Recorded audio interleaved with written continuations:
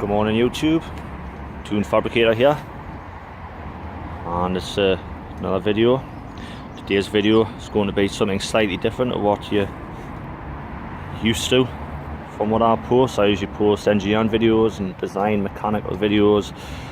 Today I'm going to do something slightly different, and from here on in I will be posting a few more videos like this, not too many but a few on my channel. Today's video is just a review of my motorcycle. It's an SV650. It's an 05 plate. I've had it about a year now. I've had a few bikes, a few Jap inline 4s, 600s. I've also had a 1000cc V-twin. That was actually the bike I had before this. It was an RSV Media 1000. I think that was a 2001 plate. So I've been riding for about 38 now. Been riding since I was about 22, so I've got a fair bit of experience on my belt. Jap inline 4s have been from GSXR 600s to Hornets, had a Phaser, CBR 6RR, Kawasaki Ninja, ZX6R. So I've been around the block in terms of having motorcycles, and I can definitely say that this one, for me personally, the V-twin, is probably by far the best one that I've had for a few reasons. So I just decided to swap my bikes over from Jap inline 4s and give these old lumpy V-twins a go, and I've found that they're completely different beasts. Yes, they're a bit lumpy when you start them up, and they are a bit lumpy when you're on the road, but I think that just adds a little bit of character. It really feels like you're actually on a motorcycle.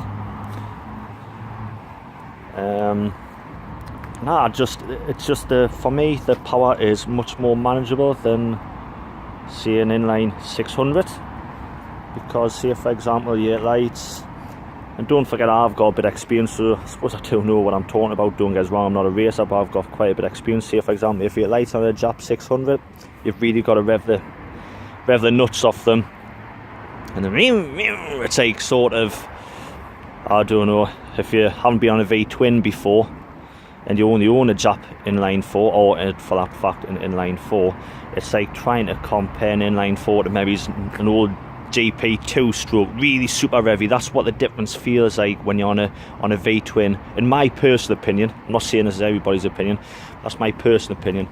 That's what the difference feels like when you've owned Jap inline 4s compared to the V-twins. They're just more manageable. Again, the torque, it feels completely different. I mean, people are going to be laughing, saying, oh god, SV650, they're rubbish, they're slow. You know what I mean? And at the end of the day, these are probably top out about 140 odd mile an hour, which isn't super quick, fair enough.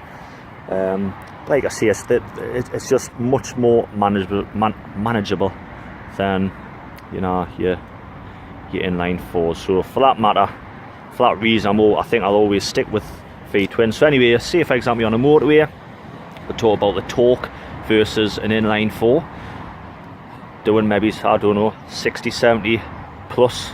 I don't beat the speed limit, but so I'm told that when you're doing 80 and 90 on these machines and you open her up, it just goes. It's like, again, if you're a car driver and you've driven, I don't know, a petrol and a diesel car, it's like the torque that you get of a diesel versus a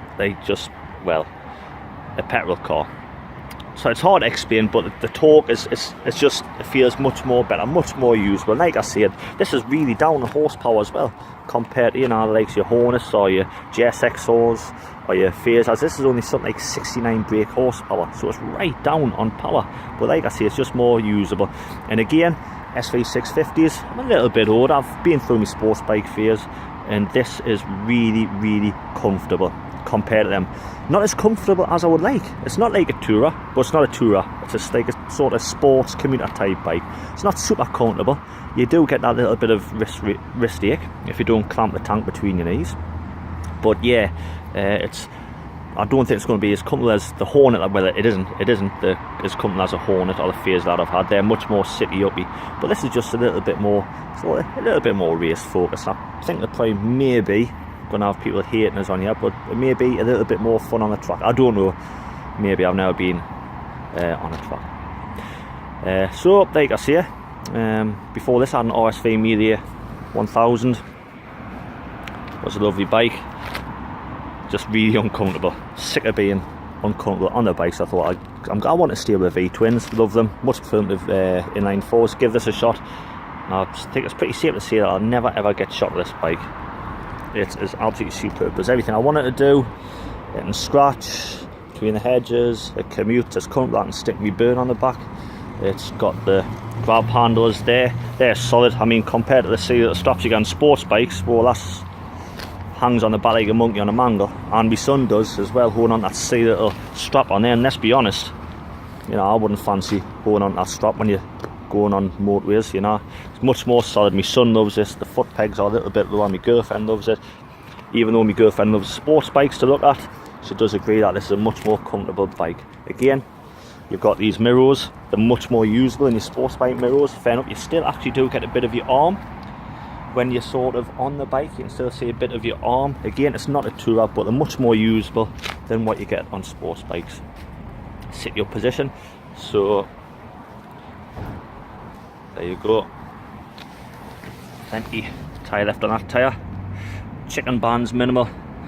Yeah, I don't like to hang around when I'm on my motorcycle, as you can tell by my tyres.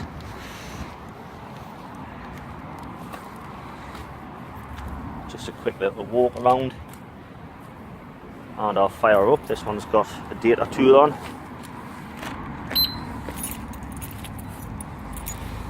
And she fires up off the button every single time. Superb bike. Now, I did have a slight issue with the engine idle speed. When I was starting up, I thought it was the spark plugs and all sorts. I changed the spark plugs, of which are one's in here. You can't see it. One's underneath the tank. I changed the spark plugs over in my last service. I changed my oil over, done everything, and I was still having issues with the engine idle speed, and it was just cutting out now and again when I was starting it up, and now and again when I was up at temperature, which is about 80 degrees. Had me head in bits, and I thought, I know what I'm going to do. I'll try and mess about with the engine idle speed. Engine idle speed is just down here. You stick a Phillips in there when it's up the temperature, just turn it, maybe it's not even a quarter turn, and I'll just raise that from 800 revs up to about 1300, 1250, 1300 revs, and it runs like an absolute dream. Superb. Right, so I'm going to fire it up.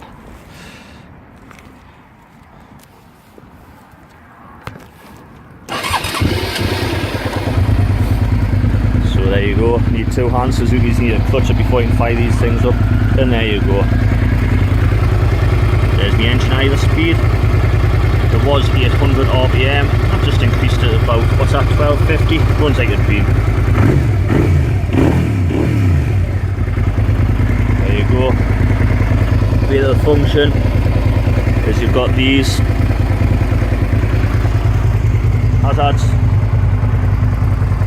Something that I'm not sure you get on many other bikes. Switch them off. The other function there. High beam.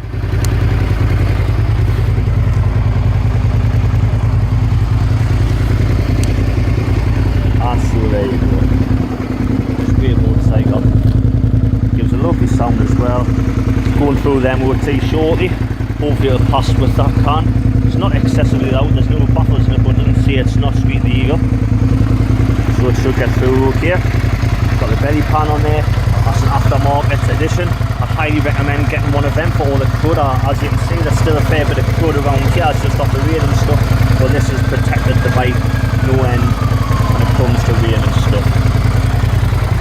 So I think that'll probably bring today's video to an end. If you've got any questions, please don't hesitate to ask them. I've had this for a while, so I know a little bit about them. I've got a bit of experience on bikes. Any questions whatsoever, if you think about buying an SV650, I'll gladly answer them. Let's get them questions coming in. Let's get speaking to people. So I know what I'm like when I want to buy a motorcycle. I Google everything. I don't leave a single stone unturned. I know what's like trying to spend your hard-earned on a motorcycle that you feel a little bit dodgy about getting on in the showroom and asking to have a ride. It's not like a car where the salesman can come with you and stuff. Well, I suppose you can if he jumps on the back, but it's always nice to have the input of other fellow users of SV650s. Okay, right, so that's definitely a wrap for today. I'm going to try and keep this video under 11 minutes. It was only meant to be about 5 minutes. Again, any questions, please don't hesitate to leave your comments down below, ask questions, and don't forget to hit like and subscribe. So that's the Toon Fabricator out.